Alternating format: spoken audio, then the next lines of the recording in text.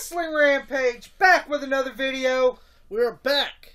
We are back. We are back in the saddle again. That's right, with the WWE Summerslam 2004. That's right. Review series held August 15th, 2004 at the Air Canada Centre in Toronto, Ontario. That's right. The home of the Toronto Raptors and the Toronto Maple Leafs. Enough said. There we go. No. We Canada produces a lot of great. I love Canada. Yes, a lot of great wrestling. I would love to go. I would love to go on a trip to Canada. Yes, I would too. The Hearts, Chris Jericho. And that's where I would go to the Heart House. Well, profile pic at the Heart House. I don't know if it's still standing or not. Is it? Oh no, I'm just saying. If I saw it there, but I want a picture in the dungeon. That's right. You might feel a little pressure. You may feel a pressure. I love Stu. Stu's awesome. But anyway, that's right. Yeah, he waxed another jack. That's right. Bobby Heenan. Back to the moment at hand. First match on SummerSlam 2004 is a big 6-man tag match. When the Dudley Boys, Devon, Bubba, and their brother, Little Runt Spike. That's right. The boss, as he was called in this era. He wasn't much of a boss. He wasn't supposed to that goatee he had, that big long beard he had, and that. Yes. Versus Ray Mostrill, as Santino really likes to call him. Billy Kidman and the weak link in the match, Paul London. And Paul London. I've just never been a Paul London fan. I like Kidman, and I like Mysterio. And on the Dudleys, I like the Dudley Boys, and that's it. Not Spike. Just never been a Spike Dudley fan. But the Dudleys win here was okay, 6-man. It was a pretty good opening. You know, and the Dudleys picked up the win here. 3D on Kidman, and Spike picks up the scraps and picks up the win here. Next match is a Till Death Do Us Part match. Oh, yes. I loved it. When Matt Hardy, or Mutt Hardy, versus Kane. Oh, man. Now, if you remember, everybody knows Matt Hardy. Anything with Matt Hardy sucks. Matt Hardy was in a relationship with Lita, as everybody knows, and she had this on-air fucking cheating thing with Kane, and Kane got her pregnant and all this stuff and married her, even though during this time she was fucking Edge the whole time, so that was fucking awesome. But anyway, she didn't. She was always hot, but she got that slutty hot when she was with fucking when she was with Edge, and I just loved it. I did too. But I'll point her now. Yeah, she's still hot now. I don't care. But Till Death Do Us Part match, and Kane ends up winning. Thank God. I remember the choke slam off the top. And you see Matt Hardy do that face, and I loved it. I was like, thank God Matt Hardy lost, because every match he's in, I always want him to lose. Bad attitude. I hate Matt Hardy. I hate the Hardys in general. I do. Yeah, he's Jeff's okay. Matt, I just never really liked Matt. I never have and never will. But next match is now, if you guys remember, there was a best of 5 series. Yep. Which actually they need to bring that stuff back. I would love to see a best of 5 series match. Series matches of current superstars. Yeah. And from my knowledge, they haven't done it since 2004. They've done it with Benoit and Booker for the U.S. title. I think it was in 2005. Oh, big deal! A year later, so they haven't done it in 10 years. I think it was 2005 or 2006. I can't remember the exact. Doesn't matter. It's been long overdue. Yeah, I actually liked it. Yes, this was the first match of the 5 series for the WWE United States Championship. When John Cena versus Booker T. Yep. And Booker T and John Cena had good matches. They did. And Booker T was the veteran. He can show Cena the ropes, kind of. You know, and John Cena was in 2004. John Cena was still a little mid card level, which is fine. You know, John was really good at this time. He didn't become Super Cena until 2006. And this is when Cena was really good, to be honest with you. 2003, 2004. 2005 was okay. Yeah. But 06, it was super. Yeah, he would never lose a match, and that's why you started hating John. But now I love him. He's a good guy. Yes. And John Cena picks up the win here. He wins the first match of the Best of 5 series, beating Booker T, which was a pretty good match.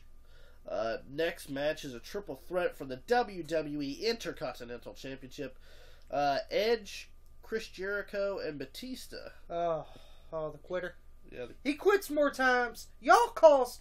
I'm saying this right here, right now, and this is going off topic of SummerSlam.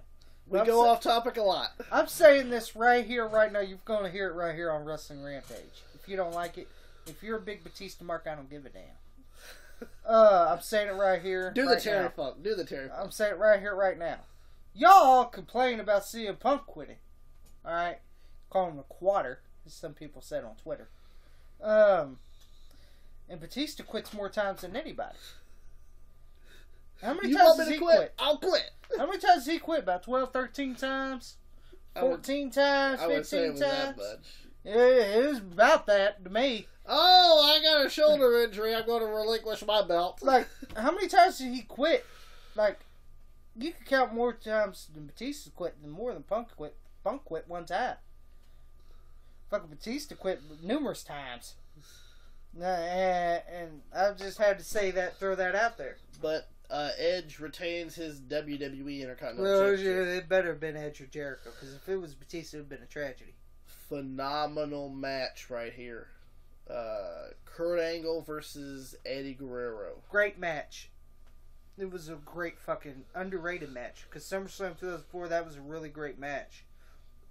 A lot of people don't give that match any good credit or anything, but that match between Kurt Angle and Eddie Guerrero is really underrated.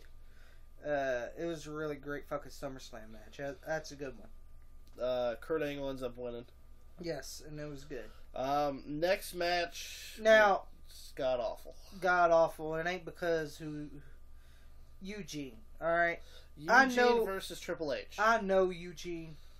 I've seen him in person. Nick Dinsmore. I've seen him. For people that doesn't know. And I hated when he had to turn Eugene, because this guy was the next Chris Benoit. Because I seen him before he was Eugene. Yes. Before he had that gimmick.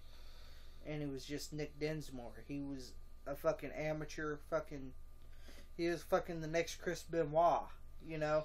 Chris Candido. And Chris Candido was that kind of fucking guy. Yes. He was the guy, the workhorse, that could actually go out and wrestle. And have good fucking matches.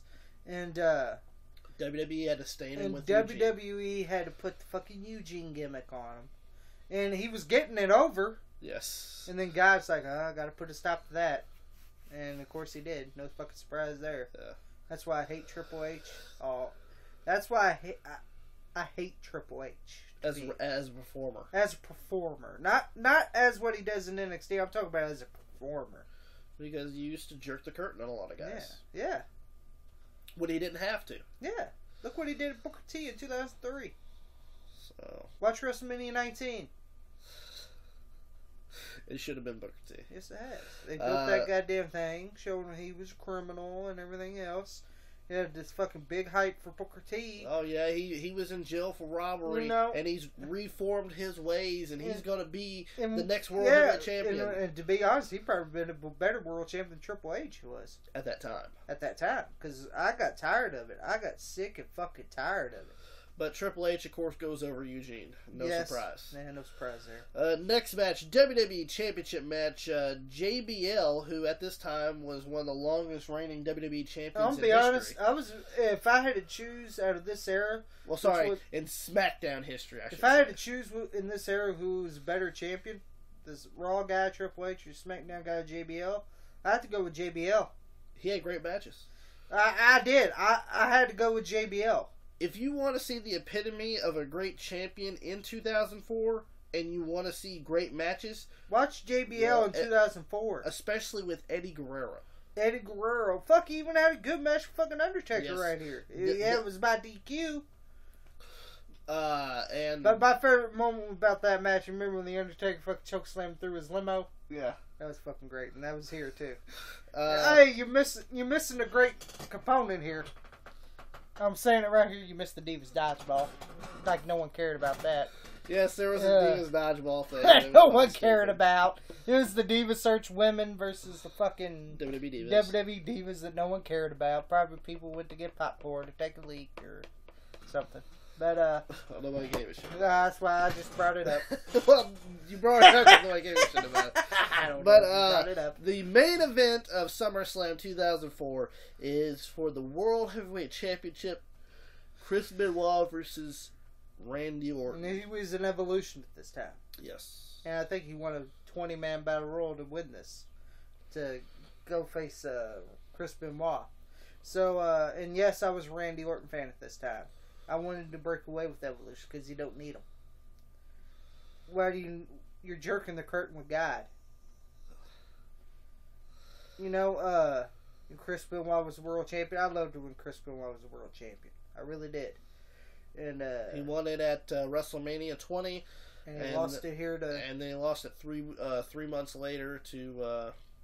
Randy Orton. No, it wasn't 3 months later. It was almost 6 months later. Yeah. Randy Orton. To Randy Orton. And, which is fine, you know.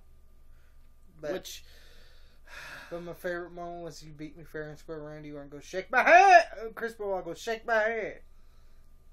You know, and Randy Orton shakes his hand, and I don't think God liked it, because next day on Raw, Triple H turned on because he wants that world title. No surprise there. You want everything, God. You fucking big-nosed bastard. That's why I hate your guts. As a performer. Chill. Personal differences here.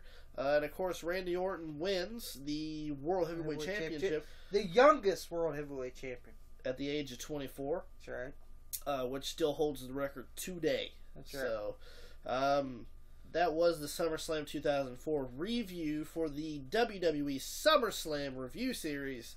Like us on Facebook, facebook.com/WrestleRampage2. Follow us on Twitter @WrestleRampage. Subscribe to our YouTube channel. And thank you for watching.